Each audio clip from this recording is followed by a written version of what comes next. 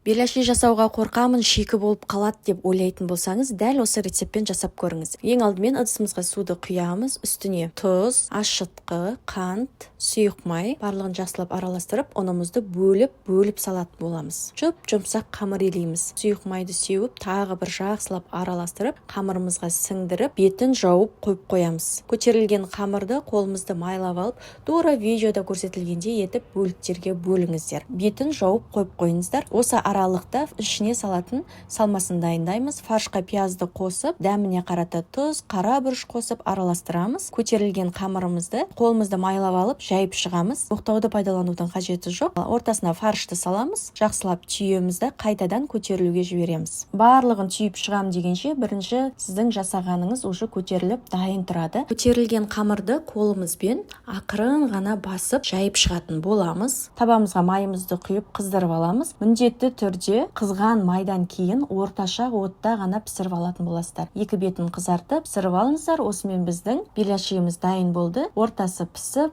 фарштың суы шығып, өте дәмді болып шығады. Жасап көріңіздер, ас болсын.